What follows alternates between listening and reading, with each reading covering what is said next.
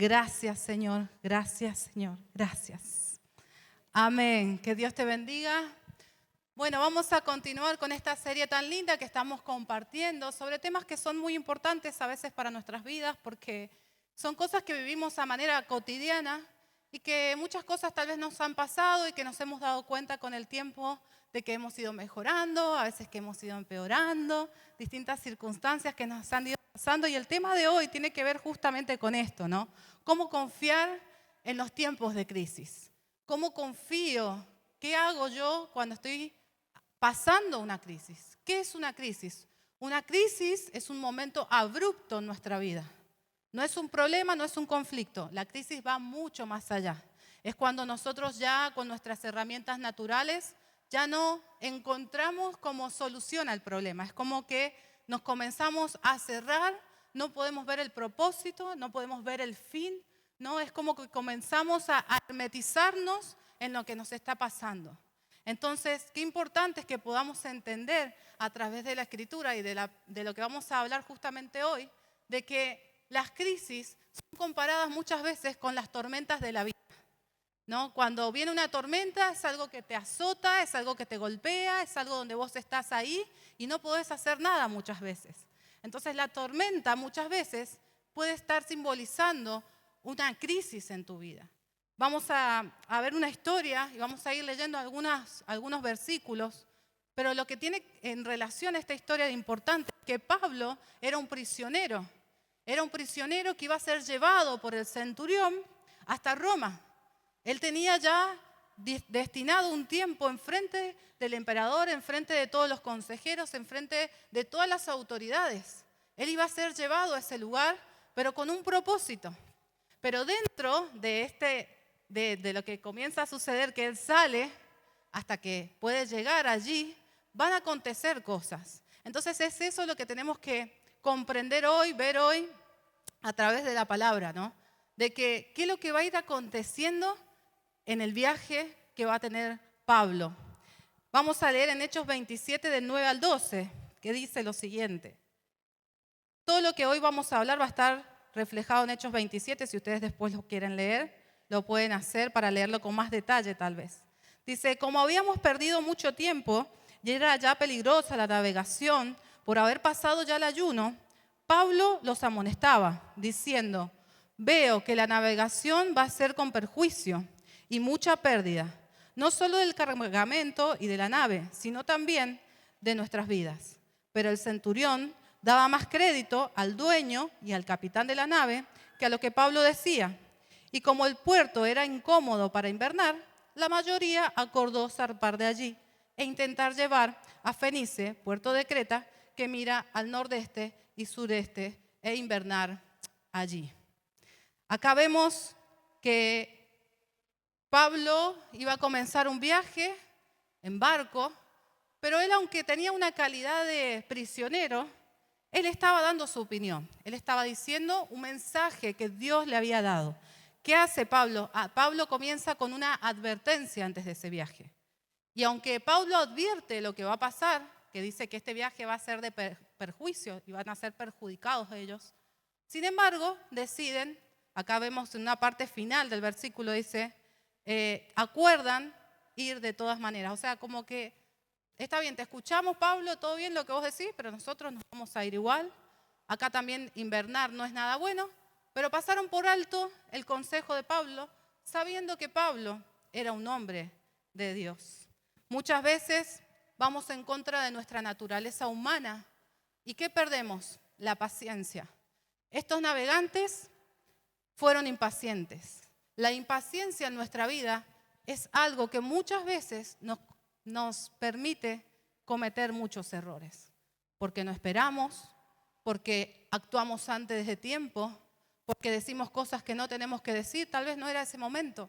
Entonces la impaciencia a veces, en vez de mejorar las circunstancias, en vez de mejorar la crisis, muchas veces la empeora, porque podemos tener un arrebato de bronca, de ira, donde en vez de controlar eso que me está pasando para poder gestionar esa emoción y decir, no, tengo que esperar, tengo que ser paciente, actuamos. La impaciencia es algo que muchas veces nos va a llevar por un camino donde no vamos a encontrar la salida.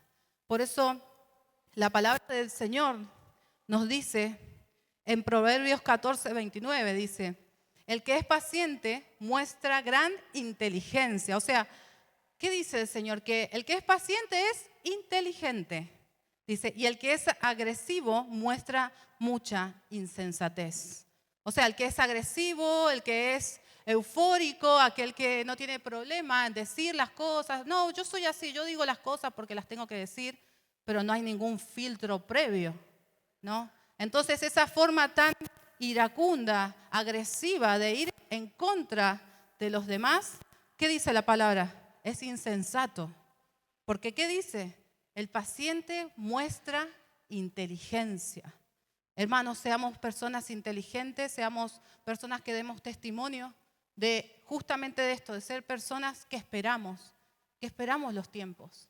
A veces hemos perdido los estribos por cosas muy pequeñas y en vez de haber podido solucionar eso en ese momento, terminó pasando algo mucho peor. ¿Por qué? Porque la impaciencia nos hace cometer errores. Yo me acuerdo cuando justo me acordaba de esto y se me vino a la mente, los que tienen más de 30 años tal vez se van a acordar, los más jovencitos no, porque no sé, no lo han visto, creo yo. Pero yo me acuerdo cuando yo era chica y yo estaba esperando siempre que mis abuelos de Entre Ríos, la forma que teníamos de comunicarnos era por llamada, mis abuelos vivían en el medio del campo. Entonces era o por llamada telefónica una vez cada tanto, una vez cada 4 o 5 meses, no era algo muy seguido porque era algo muy costoso antes hablar por teléfono, y cartas. Y yo me acuerdo que mi abuela nos avisaba que nos había mandado una carta, pero nosotros teníamos que aguantar hasta que llegara la carta, porque pasaban meses a veces, dependiendo cuánto se pagaba ¿cómo se llamaba? La estampilla, ¿se acuerdan? Depende de la estampilla que os pagabas, era la velocidad con la que la carta llegaba. Y a veces pasaban meses, yo me acuerdo. Y yo me acuerdo que en esos tiempos nosotros éramos un poco más pacientes que las generaciones de hoy. Hoy la impaciencia es algo que genera hasta emociones negativas. Porque a veces se te trabó el celular, se te puso un videíto, se te puso algo que vos no querías ver y no tenés la paciencia de esperar los 15 segundos, los 10 segundos que tiene que pasar esa propaganda, ese videíto, y digo, ay no, que quiero. Entonces como que el consumismo que hay hoy en el mundo que vivimos hoy es un mundo que nos lleva a la impaciencia, porque vivimos de manera impaciente. Nosotros queremos pedir algo, ¿no? Por Mercado Libre, por la página que sea, Temu, Shein, lo que sea, y queremos que nos llegue ahí nomás. O sea, no queremos esperar nada. Es como que decimos, no, el tiempo límite es dentro de un mes, pero no, por dentro de nosotros decimos, no, pero si llega antes, mejor. O sea, si llega en esta semana, mejor. Entonces, vivimos en un mundo impaciente. No queremos esperar a hacer la fila del supermercado. A veces no queremos esperar la fila para que cuando vamos manejando que nos toque el semáforo. Ahí se demuestra también la impaciencia, en cosas pequeñas. Y nuestros hijos van viendo todas esas cosas en nosotros también. ¿Cómo entramos en una crisis? Pueden haber crisis familiares, pueden haber crisis económicas, financieras, porque te deben, porque debes plata, porque hay cosas que no puedes solucionar en tu casa, en tu familia. Pueden haber crisis matrimoniales, pueden haber crisis de identidad. Podemos estar metidos en distintos tipos de crisis, porque hay muchos tipos de crisis. Pero muchas veces entramos a estas crisis porque tenemos un consejo errado. ¿Qué es un consejo errado? El consejo errado a veces son ideas que hay dentro, ¿no?, del mundo en el que vivimos hoy. El consejo errado es aquel consejo que no te va a bendecir. Está por debajo, está por encima de la palabra de Dios y que la palabra de Dios no puede ser reflejada en ese consejo. A veces las tradiciones familiares no son consejos buenos. A veces tu familia te puede querer mucho y no pongo en valor el amor y el cariño que un padre, una madre, un hermano, fuese quien fuese de la familia, pueda tenerte. Pero hay una realidad en esto, que a veces los consejos que nos pueden dar nuestras familias no son los mejores. A veces hay familias que tradicionalmente no se casan. No, nosotros estamos bien así, y los hijos de esos hijos y así van y no se casan. Y el Señor, si yo me voy a su palabra, Él nos pide, Él quiere bendecir ese vínculo que se ha formado, esa familia que se ha creado. Él tiene mucha intención en hacerlo. Pero muchas veces las tradiciones, las costumbres, no favorecen la palabra de Dios, no favorecen nuestra obediencia. Entonces, qué importante es que yo pueda entender y aprender a separar, decir, sí, yo los amo, los quiero un montón, pero si a mí esto no me sirve para seguir la palabra del Señor, lo tengo que apartar de mi vida. Porque a veces te va a pasar, te vas a encontrar en una lucha, pero vos tenés que seguir la palabra del Señor. Nuestro mejor consejero va a ser siempre el Señor.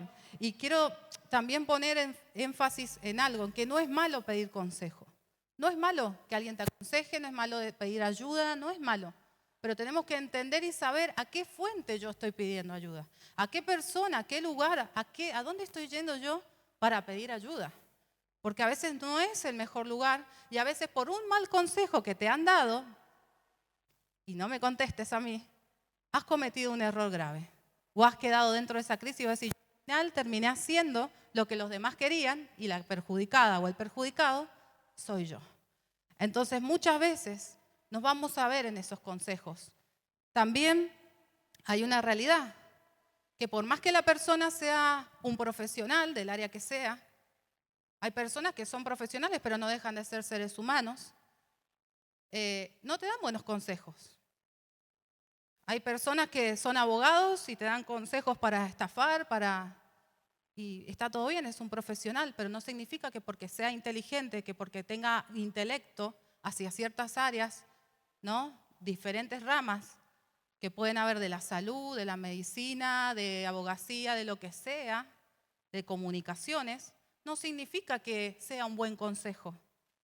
Entonces a veces tenemos que tener cuidado justamente con lo que Carlos decía, con ese consumismo que nosotros tenemos hacia redes sociales, hacia consejos. Está todo bien, a veces son psicólogos, tienen mucho intelecto, saben mucho, pero si antes de ese consejo no está la palabra del Señor, yo ese consejo no sé si lo voy a tomar. Y a veces tomamos consejos sacados de contexto. Pongámonos a estudiar la palabra, veamos qué el Señor nos dice en diferentes cosas. A veces nos dejamos llevar por las olas de pensamientos, de creencias.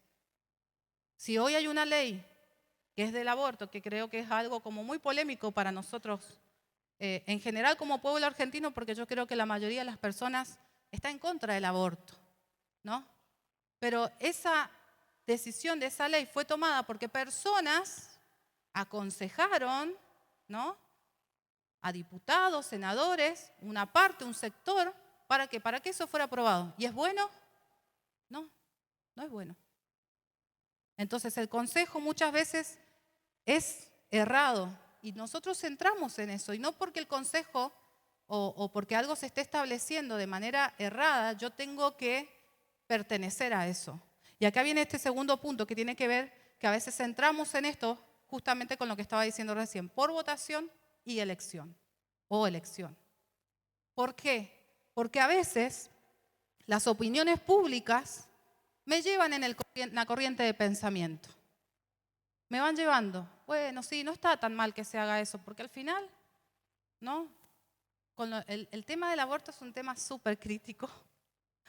Y perdonen que haga hincapié en esto, pero es algo que se votó justamente, pero que al pueblo del Señor no lo bendice. A nosotros como sociedad no nos bendice porque no estamos abarcando de donde están haciendo esa dificultad o aquello que la persona no quiere llegar, sino que estamos tratando una consecuencia. Y cuando tratamos las consecuencias y no vamos al interior del problema, no estamos resolviendo nada. Entonces, yo mi postura siempre la he tenido muy en clara porque me ha tocado trabajar con personas que han trabajar en el área de la salud o trabajar en el área de la iglesia, con personas que han tenido pensamientos de aborto. Y es muy difícil porque se presta las cosas como una manera muy simple, muy buenas, ¿no? Pero no es así. No es así, yo lo he visto y realmente no me gusta estar en un sistema que se votó, porque me pasa eso. Estoy dentro de un sistema que se ha votado, pero que yo no estoy dispuesta a seguirlo porque va en contra de la palabra de Dios.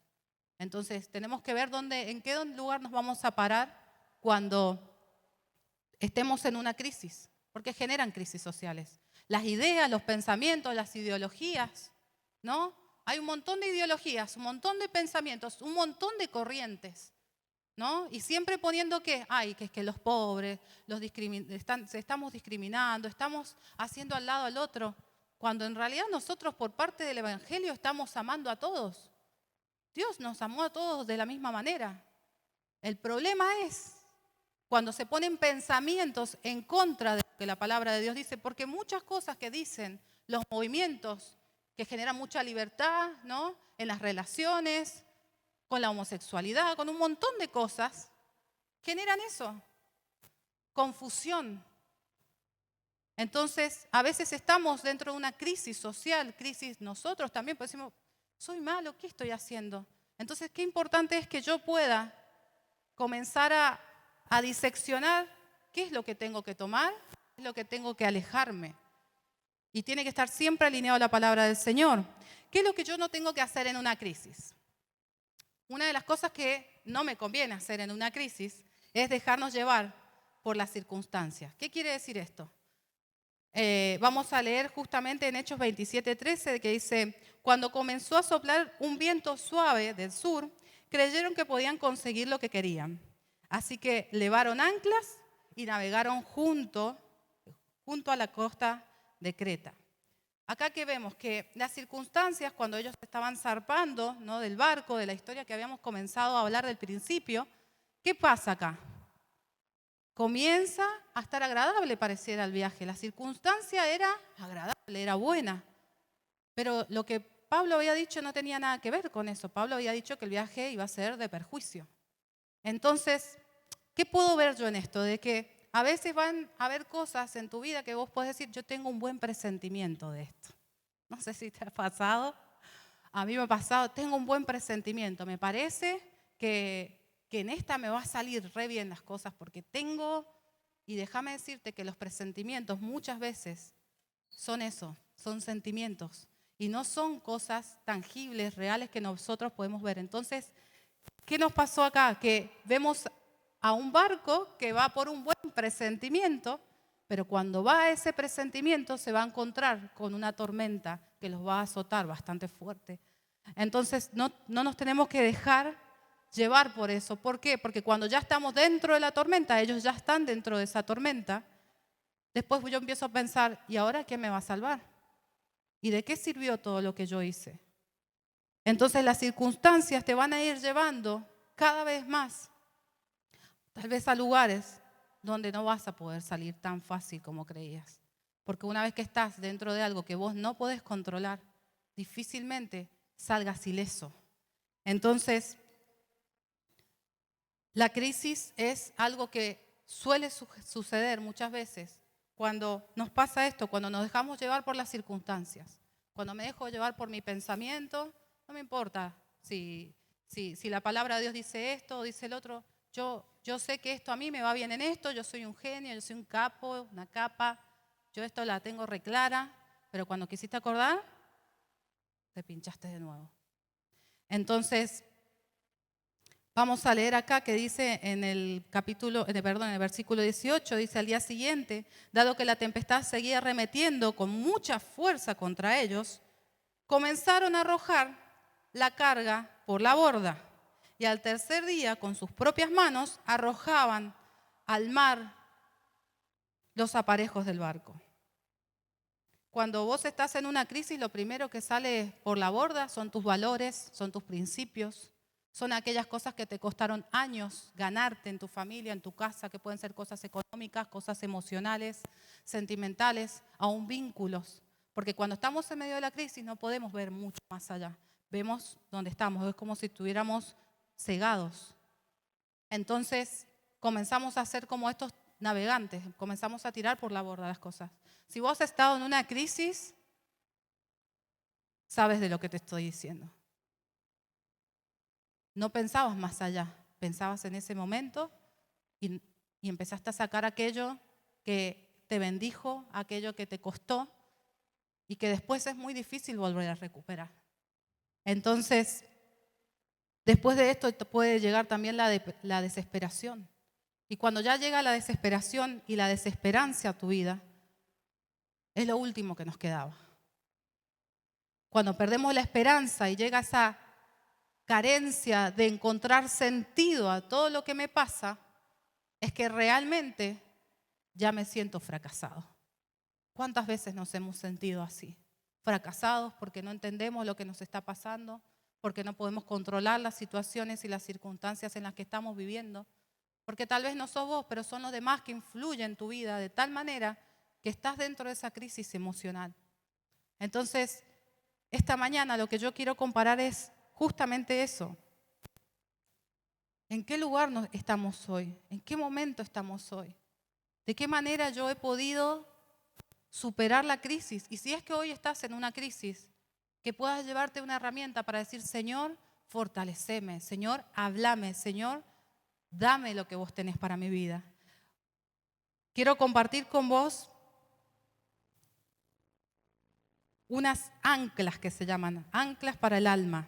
La primera de ellas es la presencia de Dios. El ancla para el alma que nosotros tenemos que tomar primero es apropiarnos de la presencia de Dios. ¿Cuál es la presencia de Dios? Es esa que tenía Pablo. Pablo, más allá de la tormenta que vemos que estaba en lo que habíamos leído anteriormente, ¿sí? Vemos que en ese momento de dificultad, en ese momento que estaban atravesando todos de desesperación, Pablo era una persona confiada. Pablo estaba confiado, Pablo estaba centrado, Pablo entendía que era un proceso. Déjame decirte que las crisis no son eternas. Las crisis son temporales, son circunstanciales. Por eso vemos en esta historia que la tormenta no es eterna. La tormenta termina. Y así como termina la tormenta, termina ese momento que estás pasando tal vez de dolor, de aflicción, que puede venir tal vez porque perdiste a un ser querido, tal vez porque estás pasando un momento de quiebre emocional en tu vida, una crisis de identidad con algo que te está pasando. Déjame decirte que eso tiene fecha de vencimiento. Eso se va a terminar. Se va a terminar. Eso no va a continuar perpetuándose años y años y años. Por eso es importante que nosotros entendamos que la presencia de Dios en nuestra vida es la que nos va a dar la estabilidad. No para, tal vez, Pablo no pudo, el Señor no lo trasladó del barco y se lo llevó a otro lado y dijo, bueno, que ellos se embromen porque los desobedientes fueron ellos. No, Pablo tuvo que estar ahí, pero sin embargo, la presencia de Pablo allí, Dios le seguía hablando, Dios seguía estando con Pablo y él sentía que la presencia del Señor lo estaba acompañando. Entonces, tenemos que apropiarnos de esa presencia. Una prueba de nuestra fe es la forma en la que lidiamos con la crisis. Una forma con la que nosotros estamos lidiando con esa crisis. La fe, ¿qué fe tenés? ¿Qué se evidencia cuando vos estás en crisis? Se evidencia impaciencia, mal humor, se impaciencia desgano, depresión, angustia, tristeza, ansiedad, llanto, ira, bronca, contienda, buscar pelear con los demás. Porque en el momento lo que uno siente a veces te genera como cierta satisfacción. O no vamos a ser hipócritas. A veces cuando uno pelea, como que quiere ganar, como que quiere tener la razón. Uno quiere, pero después que te das cuenta que te equivocaste de la forma en la que hablaste, te equivocaste lo que dijiste, te equivocaste las palabras que usaste, ahí viene el golpe a nuestro corazón. Entonces, qué importante es que nosotros podamos ver que dentro de la crisis esté nuestra fe puesta en que Él va a estar con nosotros, de que Él nos va a acompañar, de que Él te va a dar la fortaleza que vos estás necesitando para salir de ese lugar. Pablo lo que tenía seguro era que él iba a salir de ahí. Entonces, si vos estás pasando por un proceso de crisis, vos también vas a salir de ahí. En el nombre de Jesús que vas a salir de ahí. Amén. Dios quiere que salgamos de esos lugares en donde nos encontramos justamente golpeados, azotados por circunstancias, por cosas. La enfermedad cuando llega a tu vida no es algo livianito ni suave. Muchas personas han pasado por enfermedades terribles y que están pasando, pero ese tiempo también va a terminar. Las tormentas van a terminar y el Señor va a estar allí, su presencia va a estar con vos. Amén. Dice, el carácter se revela en la crisis, no se crea en ella. El carácter, ¿qué es lo que es? A lo largo de la vida nosotros nos vamos educando, vivimos en una familia, ¿no? Nuestros amigos, la educación que nos dan en la escuela, todo eso influencia nuestro carácter, ¿sí? Entonces nosotros somos encargados de moldear ese carácter. Pero es importante que no lleguemos a la crisis con un carácter que no está siendo moldeado. ¿Por qué? Porque se va a evidenciar. Cuando vos estás en tu peor momento, es allí cuando sale a flote lo que hay dentro de tu corazón, lo que hay dentro de tus pensamientos, lo que hay dentro de tu vida. Porque cuando nosotros estamos todo ok, es re lindo, nos saludamos, nos abrazamos. Cuando está todo bien, ¿no? Es fácil llevarse bien, abrazarse, darse besos, ser amable.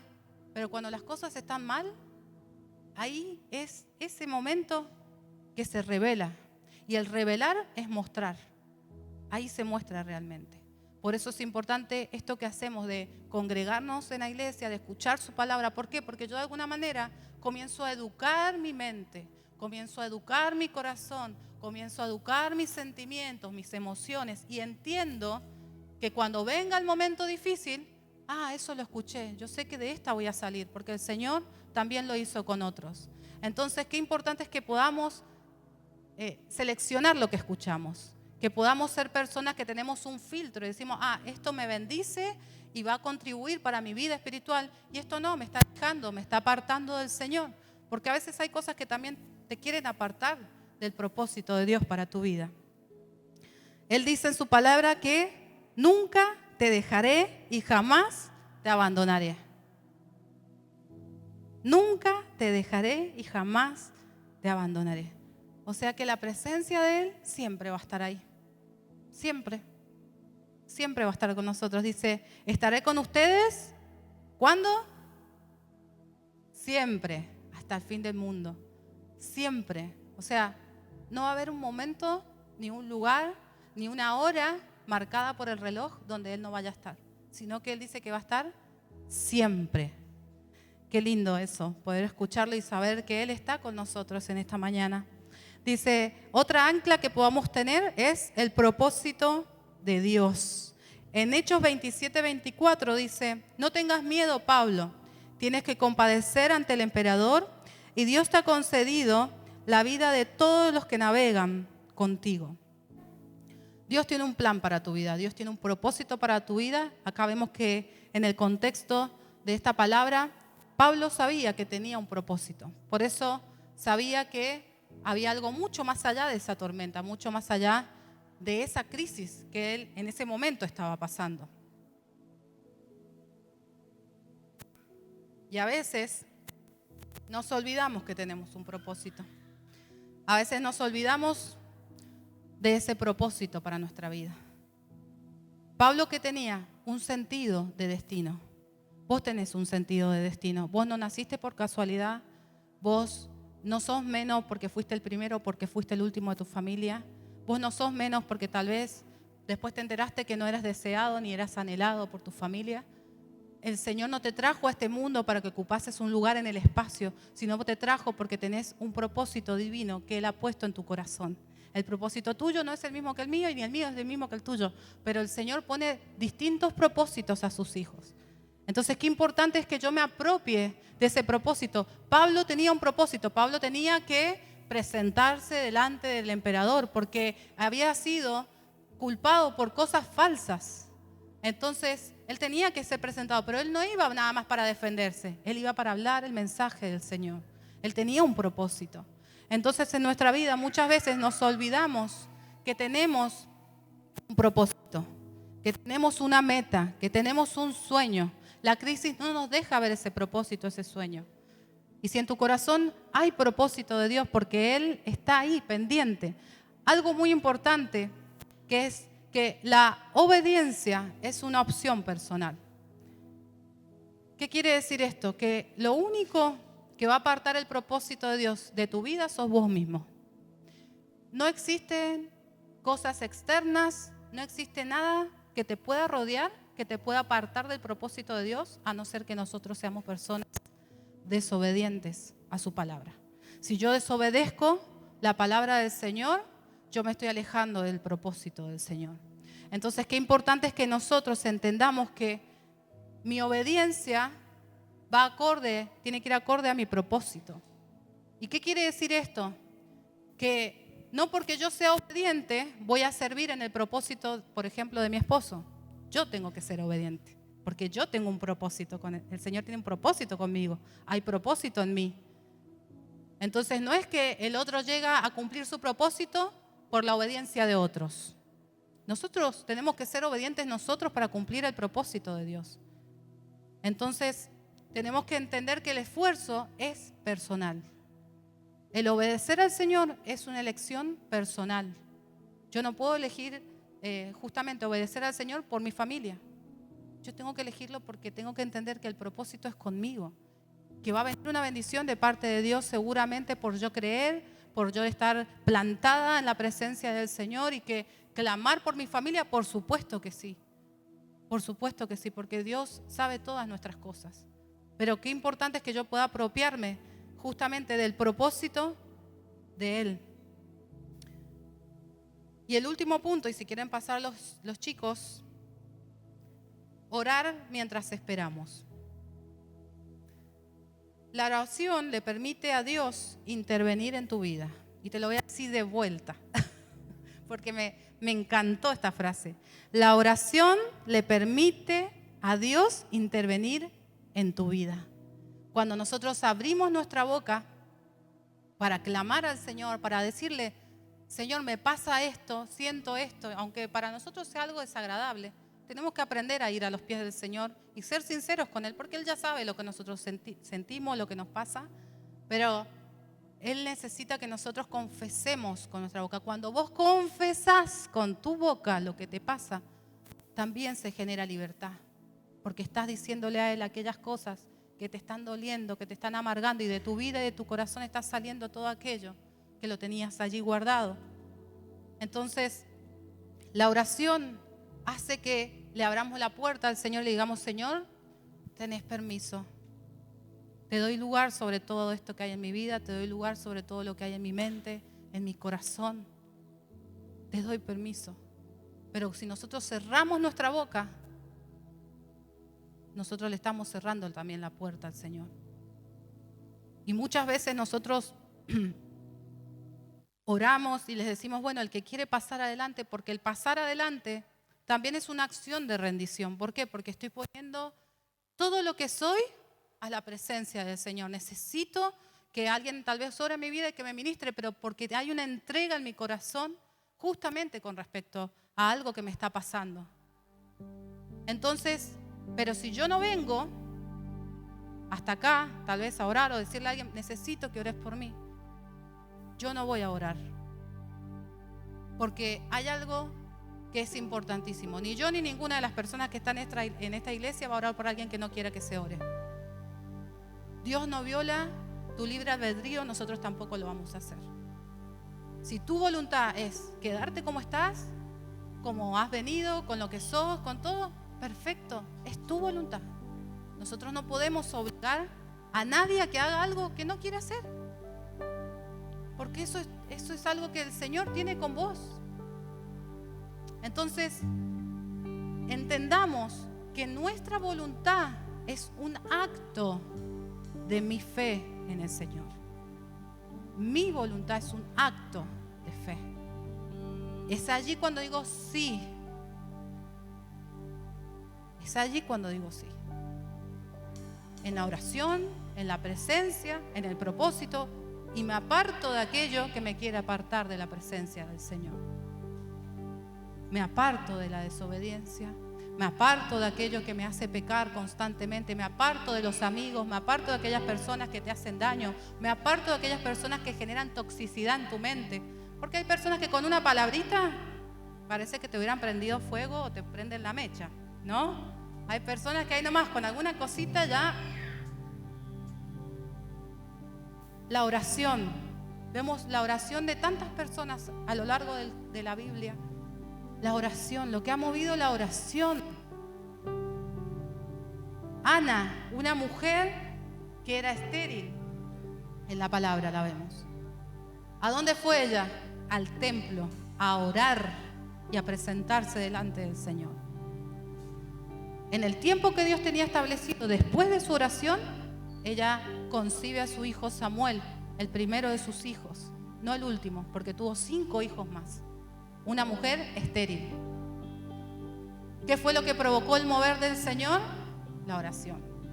La oración, el humillarse, el estar en obediencia y decir, Señor, acá estoy, una y otra vez, una y otra vez.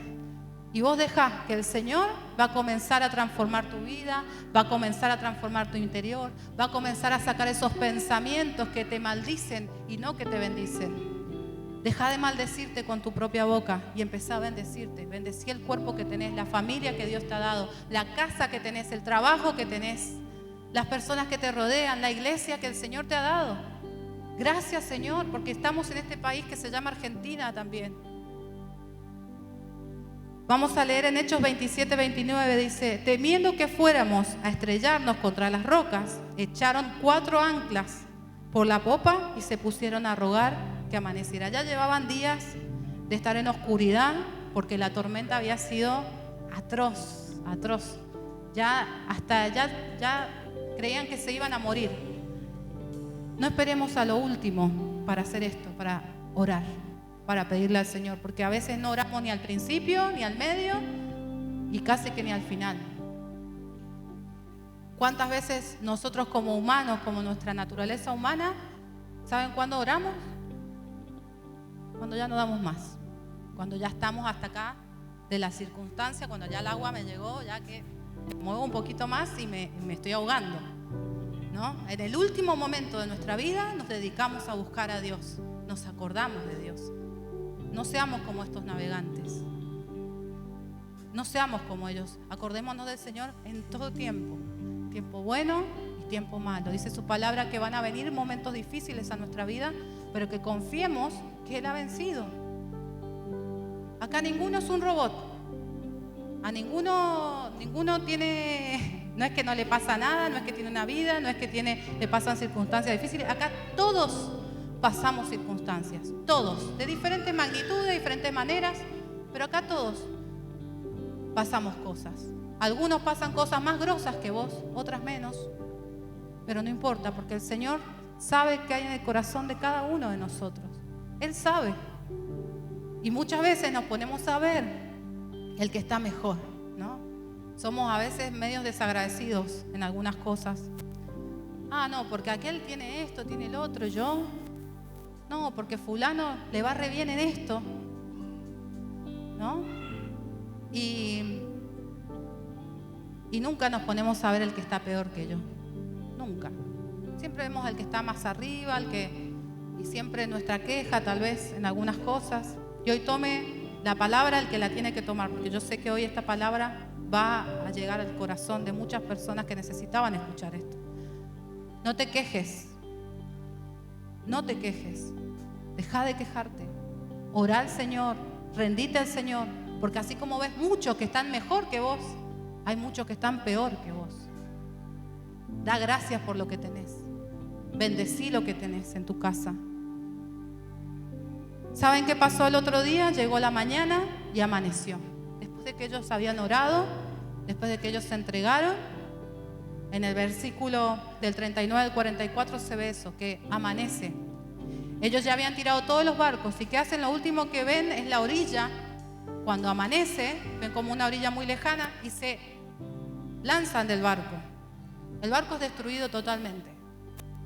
El barco es destruido totalmente y se salvan 276 personas que iban dentro de ese barco.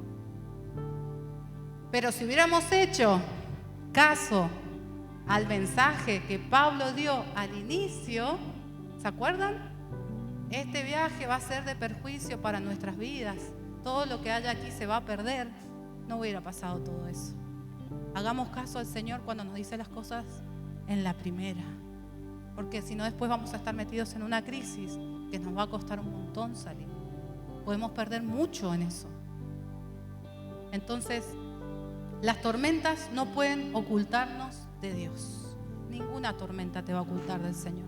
Acordate, la tormenta es circunstancial, la tormenta va a pasar, la tormenta es pasajera, es temporal, no es eterna. Y hay un propósito de Dios en tu vida para que puedas mirar sobre la tormenta. sobre la crisis, sobre la dificultad. Amén. Ponete de pie en esta mañana y vamos a orar al Señor.